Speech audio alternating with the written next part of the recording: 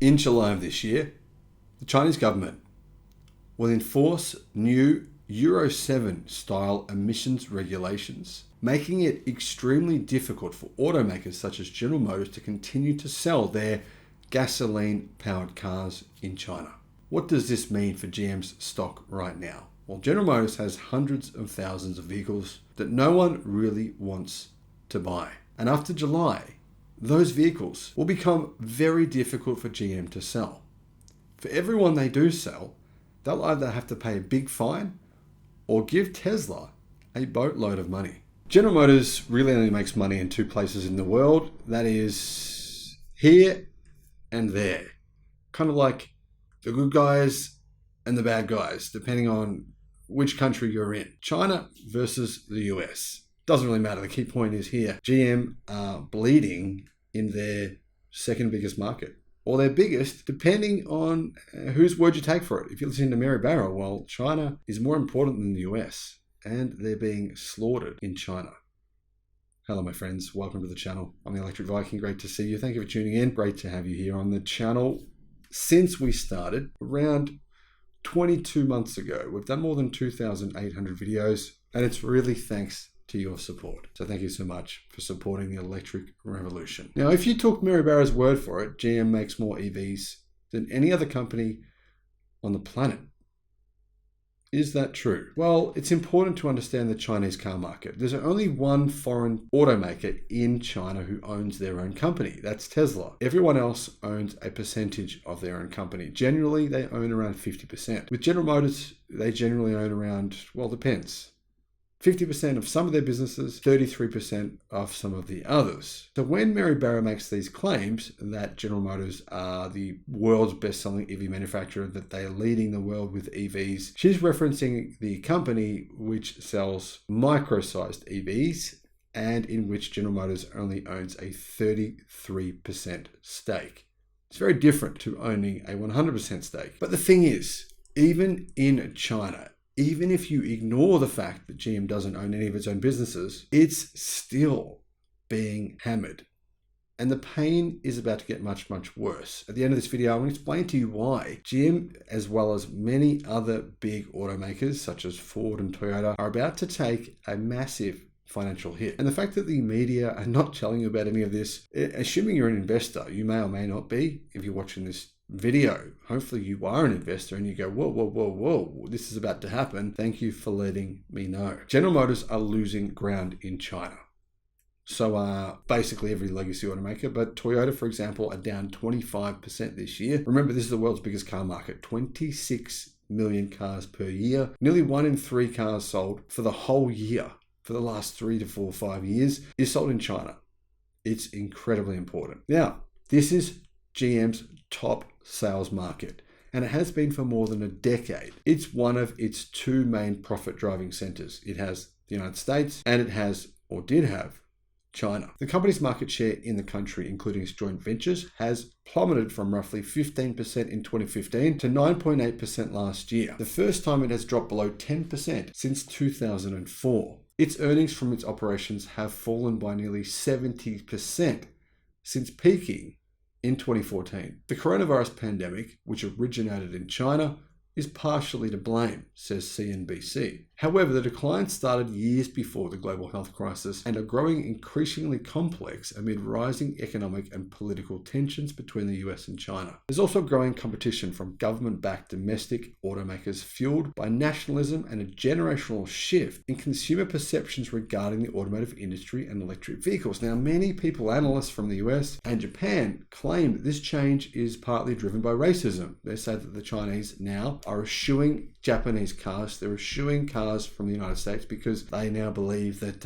they should do that for moral reasons, for ethnic reasons, whatever reasons. I mean, for example, Honda's CEO says that there is definitely some racism going on in China. I don't believe that's true at all. I believe the reality is the Chinese would prefer to buy electric cars, and they know that legacy automakers haven't been focusing on them. Therefore, the EVs they're making now are not as good as Tesla, BYD, and other EVs from local companies such as GAC Aon. GM's profits have never been worse than what they are so far this year in China. Take, for example, Will Sundin, a 34-year-old science teacher who told CNBC he never envisioned buying a Chinese branded vehicle when he moved to the country in 2011. More recently, Sundin purchased a Neo ET7 electric car as his daily driver, and he said, "I wanted something big and comfortable, but I also wanted something that was fast.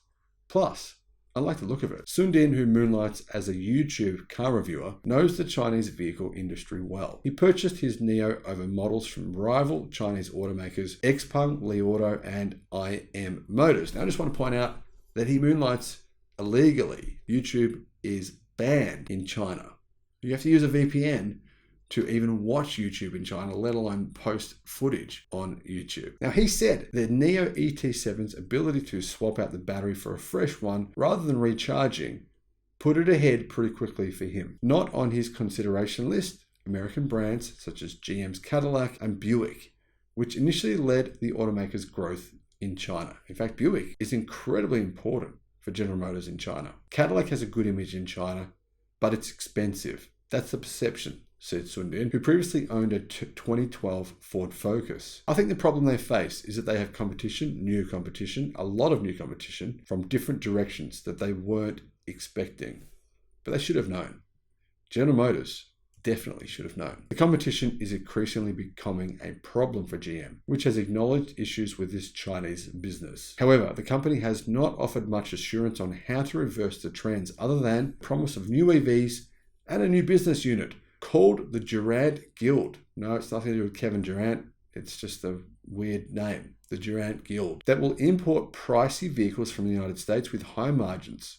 Apparently, GM will make lots of money doing this. By the way, these vehicles that will be imported will be gasoline powered. So good luck with that, General Motors. While many US brands aren't performing well in China, GM's decline is especially problematic. GM's operations in the country are much larger than those of Ford, much more important to the company. GM has really become a two-country business. More than 80% of its profits come from China and North America, or the United States. Now, GM has a much smaller footprint globally, shedding its European operations, its Australian operations, and many other operations in other countries, and shuttering plants all around the world in order to focus on its two main profit centers, North America and China, and to a lesser extent, South America. Being overly reliant on only a few markets is a risky strategy. Yes, GM will succeed in the US.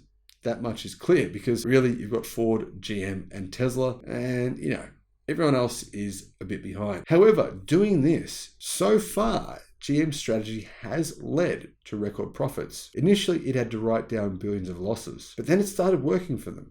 Now, well, not so well. Now, the initial idea from GM CEO Mary Barra was to get rid of them loss-making operations, which they did. But now electric vehicles are starting to disrupt the company in China. And experts say it will be a massive uphill battle compared with recovering in China in the years to come, which may be impossible for most legacy automakers in the country. With the challenges that they put in place, with a refocus on North America and China, the pull out of Europe, essentially, that does create a risky scenario now that you have some issues, multiple issues going on in the Chinese market, said Jeff Schuster, Executive Vice President of LMC Automobile, a global data company. GM has been downplaying the role of its operations in China in recent quarters, including CFO Paul Jacobson saying China is not decisive to GM's financial performance when he discussed earnings in October. But that is clearly factually incorrect. Barras said in December that China is an important part of GM's business, but that the company is paying attention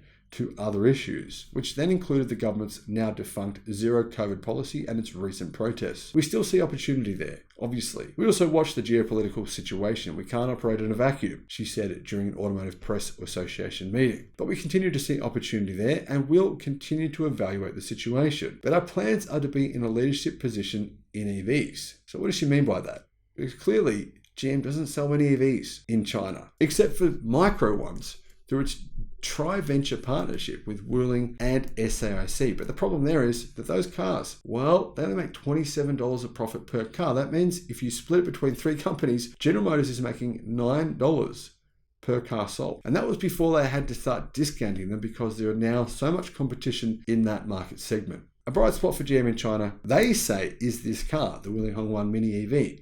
They've sold more than 1 million. But if you're only making $9 per car, that means you only made $9 million from the sale of 1 million vehicles. That's not a lot of profit for a fair bit of effort. Jacobson earlier this year said China's handling of the coronavirus pandemic and surging COVID cases accounted for the nearly 40% drop in equity income for the operations in 2022. So the question then is, why did Tesla make record profits during 2022 if the issue was coronavirus and not the type of cars you're selling? GM reports its earnings from China as equity income because the country mandates joint ventures for non-Chinese automakers, says CNBC. But that's wrong. CNBC haven't done their research here. China changed that rule 18 months ago. If GM wants to, they can buy out the joint venture partner. In fact, many joint venture partners have said to Legacy Auto, hey, you're welcome to buy us out. So GM probably wouldn't have any issues there if they wanted to, but they don't actually want to. It's harder than it sounds. GM has 10 joint ventures, 2 wholly owned foreign enterprises, and more than 58,000 employees in China. Its brands include Cadillac, Buick, Chevrolet, Wuling, and Baojun.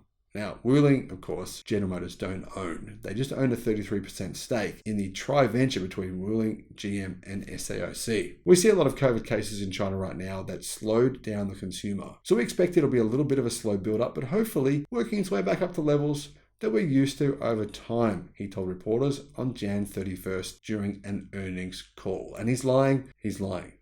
Now you think, I'm just talking hyperbolically here, but I'm absolutely not. GM, they're not idiots. They know what's going on in China. They know what's happened to the car market there.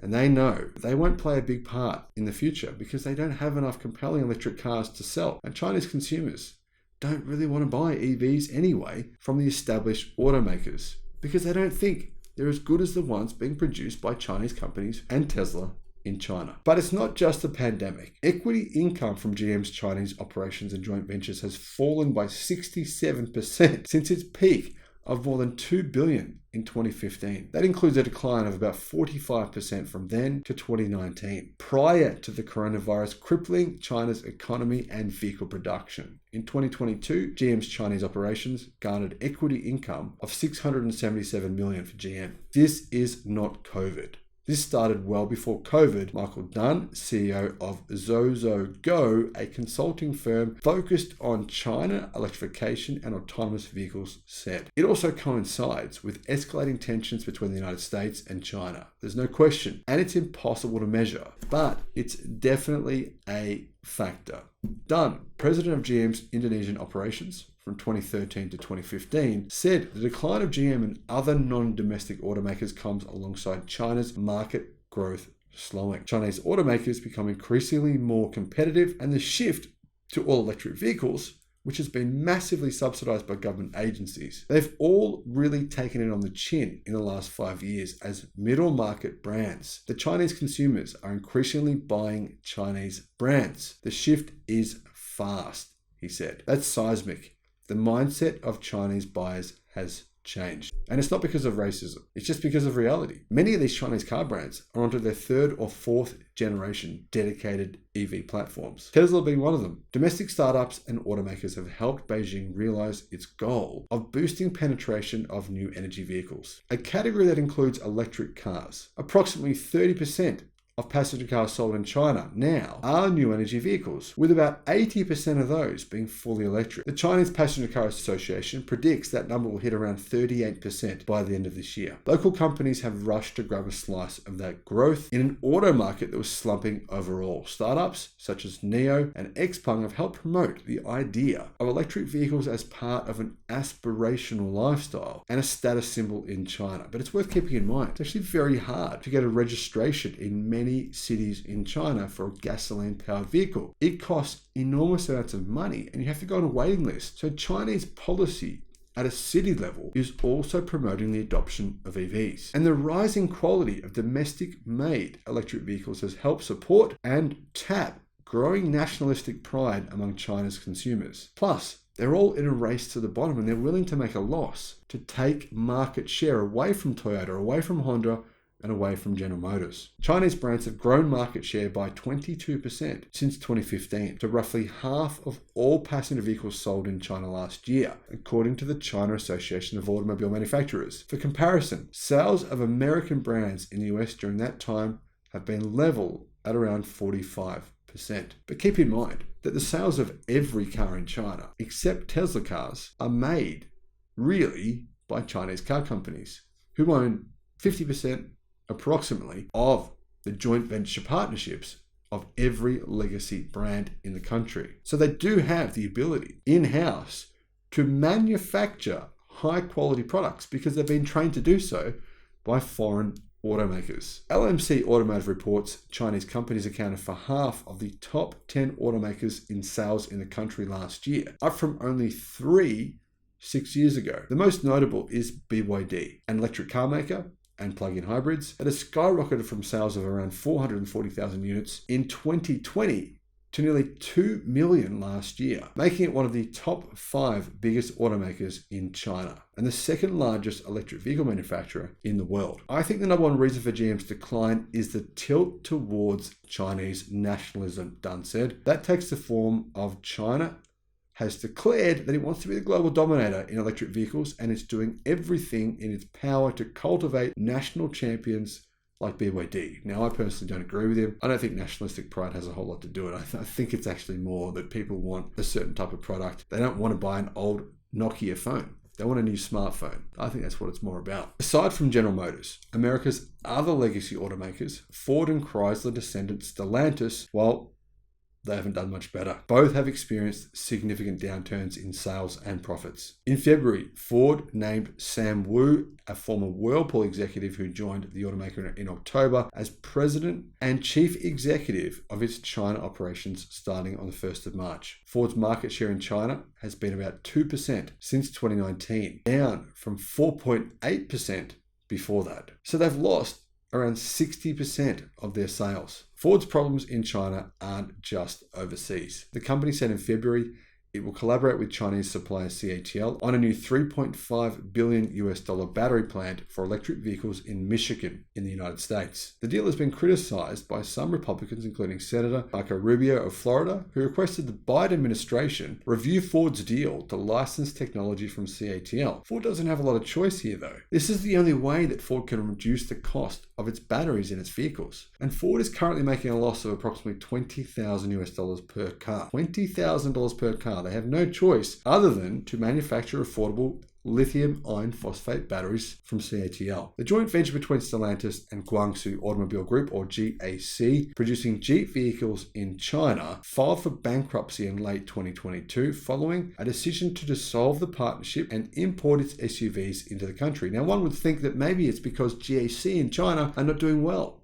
but actually the opposite is true. Their in-house electric vehicle brand, Aeon, is now the third largest electric vehicle manufacturer in China and one of the biggest in the world. Stellantis CEO Carlos Tavares has said the company is pursuing an asset-light approach in the country, focused on boosting profits and not necessarily sales, which declined 7% in 2022. It's also important that you realize that our financials in China have been improving significantly, he told reporters during a call last month, saying the company is cleaning up the place whilst boosting his personal CEO salary to be one of the highest paid CEOs in the world. While the American-focused automakers regroup, China's local automakers continue to gain ground at a rapid pace in their home market. People in China are proud, said NIO owner Sundin, the same way as American-made is in the USA, and all the patriotism behind that in China, it's the same thing. Finally, we can make a phone, or we can make a car that's as good or better than foreign automakers. Now, if you think this doesn't matter,